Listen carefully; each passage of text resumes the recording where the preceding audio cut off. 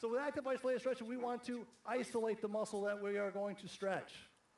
So right now what we're going to do is we're all going to stretch our necks. So we're going to drop your left ear to your left shoulder. Your left hand is gently going to be on your head. Follow me. You're going to drop your head to the left, and then when it stops, you're going to apply light pressure for 2 seconds, and then come all the way back up. This is a beautiful thing to see from up here. Again, and to the left. Exhale, and come back. Good. Keep going. Squeeze. So you're using the muscles of your left side of your neck to stretch the right side. You're going to feel this in your trap. And again. Some of you may feel some cracks and pops. That's okay. Just don't pull too hard. 2 pounds of pressure. It's very light. Use your fingertips. Now that we're all crooked, let's go the opposite direction. So right ear to the right shoulder now. Good. Right ear to right shoulder, squeeze it. Very good. Don't worry about reading the screens. This is exactly what we're doing. We're doing it instead of reading it. That's the beauty of it.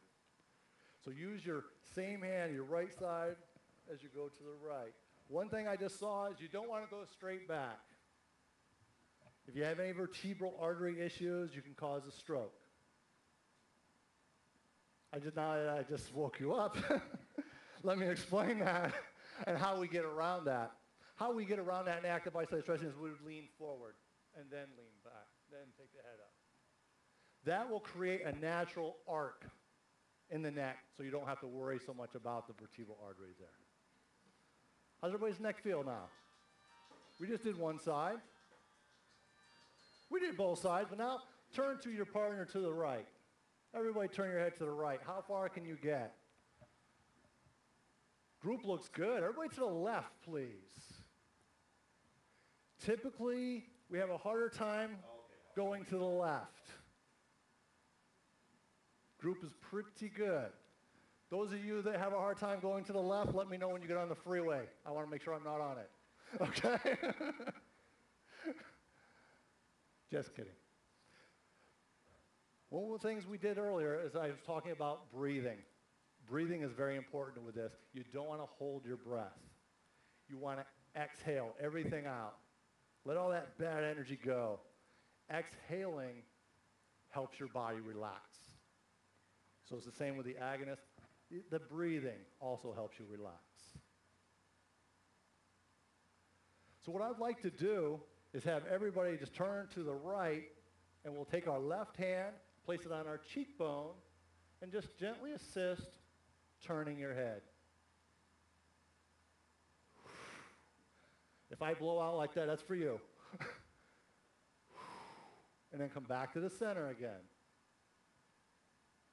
I have many people that come to me that can barely even turn their head. In about 10 minutes, I have them fully rotating their head. Some of the things that active isolated stretching can correct is poor posture. You see that a lot. You guys are sitting all day. Your psoas is getting tight. You go to stand up and you're like, oh, can't quite get there because the muscles have shortened. Now we can't contract the glutes the way we should. We have to be able to stand up so we can push off and squeeze that glute. Okay? Ladies, look familiar? Unfortunately, it does. We want to be upright. Our chests get tight. We do everything in front of us. Chest gets tight, starts pulling us forward. We want to open up the chest. I was looking for a wall. That's how I open up my own chest. If I use a chair here, I would put my hand on the chair, and I would squeeze back. My hand is barely touching the chair. I'm squeezing the muscles of the back to stretch the chest out. Opens the chest up. Gets us more upright.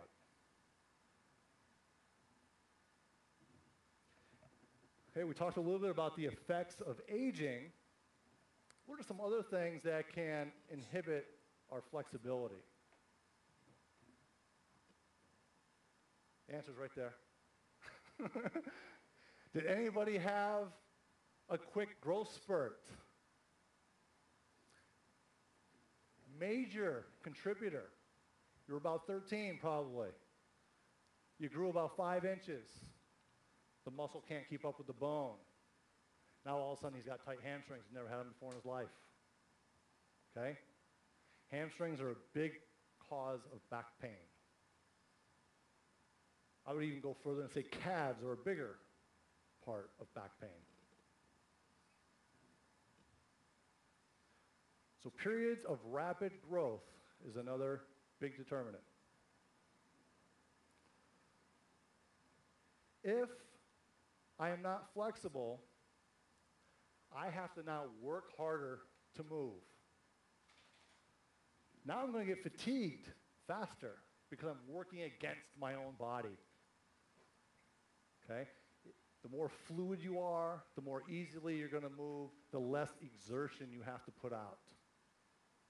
One of my runners that comes to me said, "You're fooling me." What she meant by that was she runs a 6:30 mile. She knows she runs a 6:30 mile. She went out for a run after one of my sessions, and she goes, "I must be really slow today. I hit my mile marker, but I feel like I'm running really slow." She checked her watch. She was at 5:55. Now, she's an elite runner. She is an elite runner. But that just shows you the efficiency was there, so she didn't have to work as hard anymore. So oxygenating the body is what we're doing with active isolated stretching.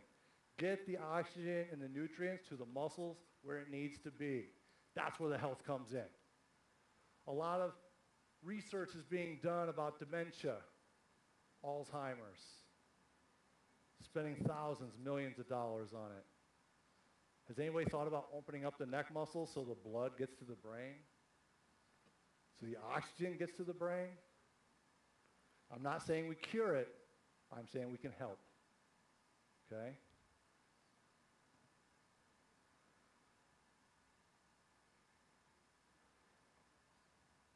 We can skip that. Now this here is a typical pattern that you see. Most of us have a short right leg. Throws the hips off, starts standing like this. My head starts going off. My shoulders are way off. It's common patterns that we see all the time.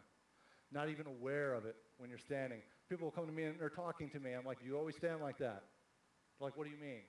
They don't realize they're standing on one leg, throwing their whole posture off. And you can see different points. The red points are where typical pain patterns will be arisen. Do we have any questions about active isolated stretching? We didn't get a chance to work a little too much